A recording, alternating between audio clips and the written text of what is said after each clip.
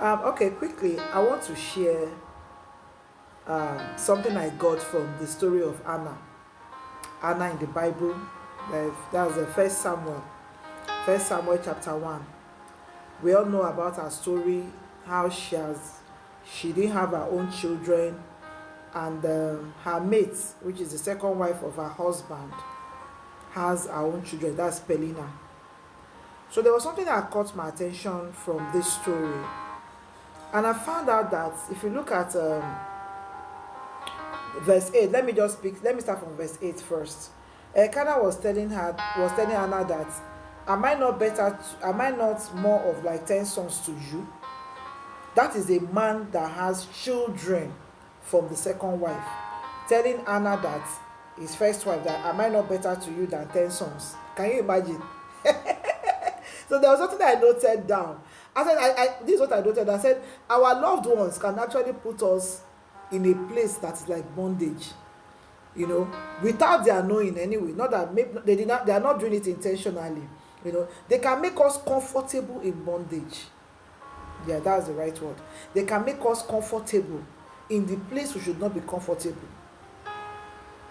But it is not like it's not like they intended it that way. But that is how I can explain it. Now, if you look at verse 9, let's look at verse 9 of that first Samuel chapter 1. Verse 9 says, so Anna rose up after they had eaten in Shiloh, and after they had drunk. Now Eli the priest sat upon a seat by a post of the temple of the Lord. My point here is that Anna got to a stage where she rose up.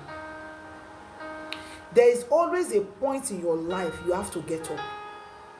There is always a point in your life you have to stop listening to, oh, we are here for you, I'm your mother, I'm your father, you look at your siblings, we all love you, we don't want to don't travel that far, don't go for that job, who will stay there with you, who will look after you. It's supposed to be family love, right? Yes, but it can also disguise, or it can also be disguised as bondage. And you will just be comfortable with your failure. You'll be comfortable with a life of no result. But in that verse 9, Anna rose up and said, no, Kilode, enough is enough. How can I keep coming to Shiloh every time? And this is the same thing I keep hearing. And I don't have anything to even show that I always appear before God, the God of Shiloh. What is that place that you have been for long? And you are just there, you are comfortable. Because you have, in quotes and unquote, you have your loved ones around you, or you have people around you encouraging you. They say it's love, but they're actually encouraging you to remain in that unprofitable situation. Until you get up, until you rise up and say, no, enough is enough. Until you take personal responsibility, you will keep getting stuck in that place. They call it love, but you're actually stuck. If you look at Genesis 27 verse 40, Genesis 27 verse 40, let me read the NIV translation. It says, you will live by the sword, and you will serve your brother. But when you grow restless, you will throw away this yoke from off your neck. That is between Esau and Jacob. Until you get to the point of restlessness, you become restless. You say, I cannot continue with this. That yoke from your neck, you cannot break it. So we have to get to that point in our lives as believers. Whatever you have been waiting on God for, say, no, enough is enough. I cannot continue to tolerate this kind of thing around me and in my life. That is, until that time, you will keep carrying that yoke about. You see, Anna rose up. And when she rose up, she went to God with her heart. She went to God with the pain in her heart. She poured out her soul. She has never prayed like that before. There has to be a time you have to separate. There's always a time of separation in the journey of every man in life. If you are not ready to separate yourself for a moment, for a while, there are some things you will never achieve. Until she left her husband, she left the family, she went to sought God on her own. If we look at that verse 10, after Eli thought that maybe she was drunk. And verse 10 said, and she was in bitterness of soul and prayed unto the Lord and wept sore. Those are the kind of tears you cannot cry before man. Those are the kind of tears you can't even cry before your parents or your siblings.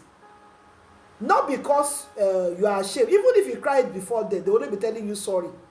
But there's a way you will weep before God. You will weep, and even heaven will stand at attention and say, what is making this daughter of Zion or this son of Abraham to weep like this? And of course, we know the results. You see, and she made a vow. There's always that point again in our life that you will decide what you want to do. You will make a decision. You will make a decision and say, no, henceforth, this is it, this is it, this is it. She took a vow without even consulting the husband, without consulting anybody, because it is a personal responsibility that she took. It was between she and her God. And she made a vow that, God, if you give me a child, a son, I will return that child back to you. It is possible that if she had gone back first to go and meet her husband, that's what kind of prayer is that? You that have been looking for a child, how can you not be saying that, okay, after he has given you the child, you are not going to return him back? How?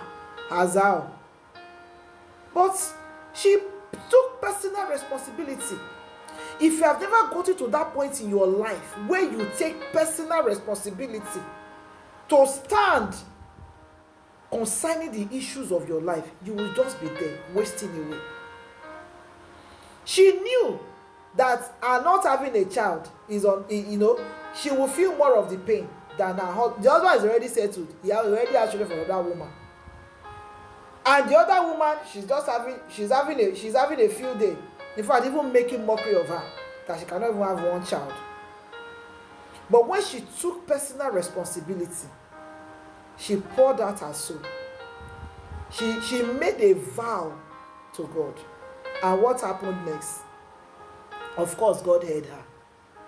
And that was why God sent the priest, Eli, to do what? To pronounce blessing upon her. And when she returned back home, the husband knew her, and the Lord opened her womb, and she conceived. So I want to ask a question. How long have you been in that situation? What is making you comfortable in that bondage? What is making you comfortable in that shackle? Those shackles that you are in. What has made you so comfortable in that place that you just think that is all to it? Because you don't want to break out. You don't want to separate.